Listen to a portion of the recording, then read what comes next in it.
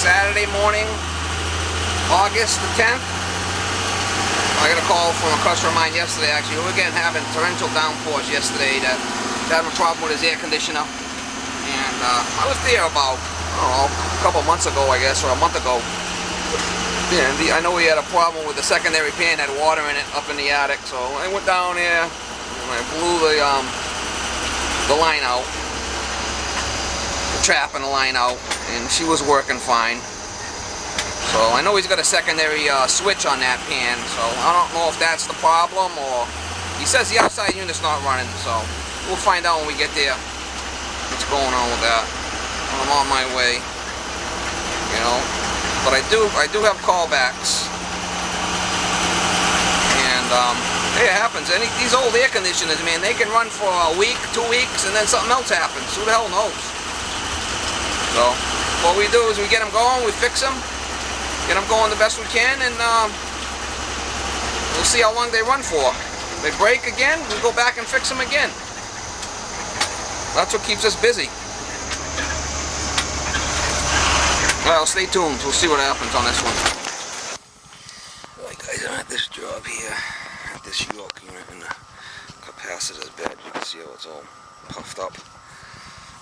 It was upside down like this. You can see all the oil and stuff. It's been leaking. Well, this is a weird size. It's a 5 and an 80. Well, 79.6. 370 vacuum bolts. And Saturday afternoon, and this guy don't want to go without cooling all weekend. So what I could do is, I got a 40-5 microfarad and a 40. I could buddy up these two 40s to make the 80, and then the 5 will run the fan. That's what I'm going to do. All the supply houses are closed, and I'm way out in the sticks. So if you look over here, if you got two 5s, you have to make a 10 microfarad if you buddy them up that way. Super cool slide shot. So that's how I'm going to do it right there, in parallel, and they'll give me my 80 I need. And on a capacitor, as long as if it's a 370, you can go back with a 370. But if it's a 440, you have to use the 440. So seeing that one's 370 and this is 440, I'll be good.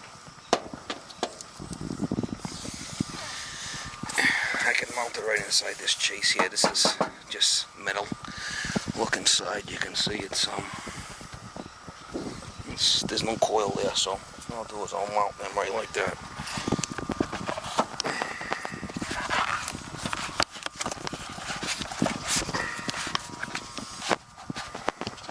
Mount them inside the cabinet just like that. This will miss. Should miss. We'll see.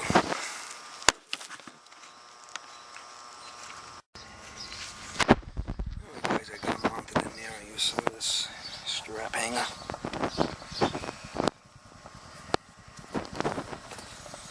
Got it with my snips. Put it in there nice and snug. I'll be able to, wire it up. I usually mark the old one. Yellow was Herm, brown was fan, and red and purple were common.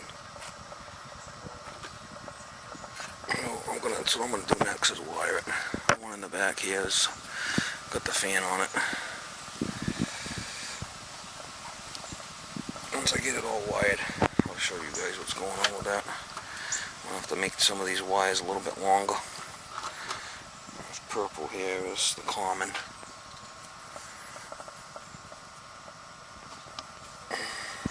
This red is the common also. Alright guys, I got my capacitors all in there nice and secure. There was a short red common wire that came off. The other one was upside down here. It was like this, way down in there, so I had to extend these wires out. But I got plenty of wire in the truck from old compressors and different color stuff I save. So basically what I did was the common wire was here. It had a little short one, so I just used the short common wire on the top here to jump out these two capacitors. When you buddy up capacitors like that, you have to jump out the two commons. Okay, so I took the red from here over, and I made this the common, the one in the back there. And I took a jumper from this common to the common in the middle of the permanent split capacitor. And then the purple was on the common side. Red and purple to common. I marked it down on the old capacitor before I took it out. Okay. And then the brown one to the fan, which is in the fan in the back. And this little yellow jumper right here I made. So there's two 40s, which is going to equal an 80. Let me show you that again.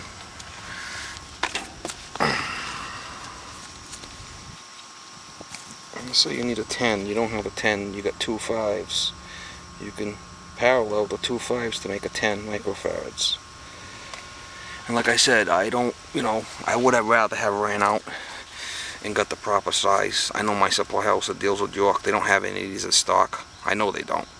So no matter what, I would have had to do something like this. But all I gotta do is, tighten these wires up a little bit, wire ties, and clean it up, and it'll be fine. It ain't going nowhere. I put a nice bracket on here.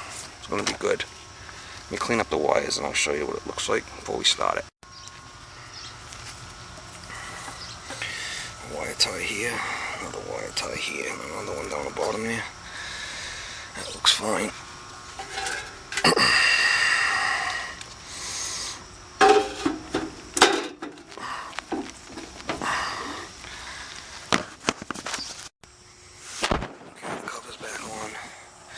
Now I know you guys are all waiting. Well, let's start.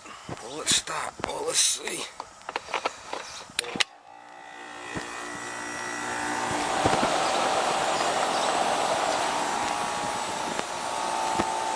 Started.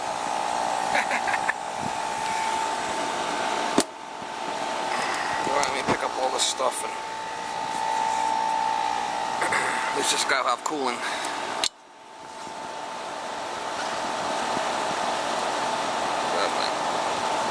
That's a weird one. 79.6 microfarads. 79.6.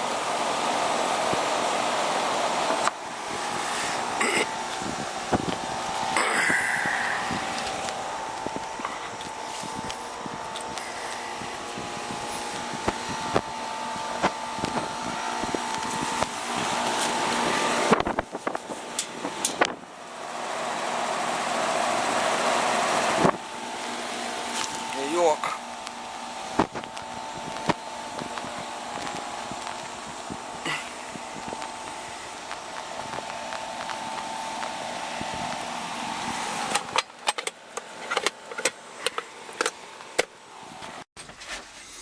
Here's my box of capacitors I carry in my truck. There's all kinds.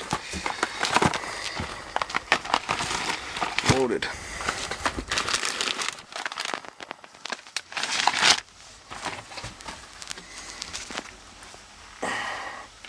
So no matter what, I pull up on a job, I got plenty. I do what I gotta do. I got 3s all the way up to 50s.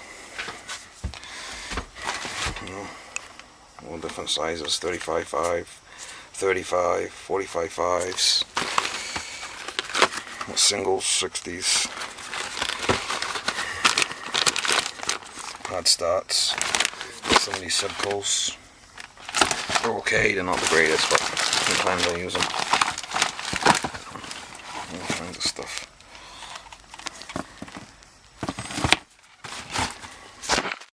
Yeah, well, we're talking about capacitors here. Look at this little Super Boost Sebco. See the side of it, how it all melted? All the oil smells burnt. Yeah. You're always better off with the 521 type of hard start than these. It smells burnt. They do blow these things. Just figured I'd mention that for the new guys,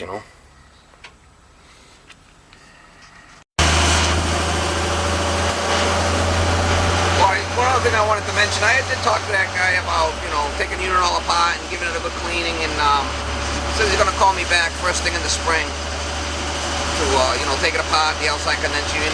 It's got a lot of dirt in the bottom there, the old leaves that kind of like eventually turn to dirt type of thing, so I'll go back and clean it out. The outside coil is a little oxidized. I'll hit that with my foam and coil cleaner. Didn't look too bad, but I told him last time I was there that really needs to be done. But he wants to wait, he said. He said he don't want to pay time and a half to do that today. So he said he'd call me in spring and we'll do it then. So, you know, you could tell people what they need to do, and unless they want to dish out the dough, your hands are kind of tied. But that's the story there. Alright guys, I appreciate you watching my videos, and stay tuned for more action to come. Have a good day.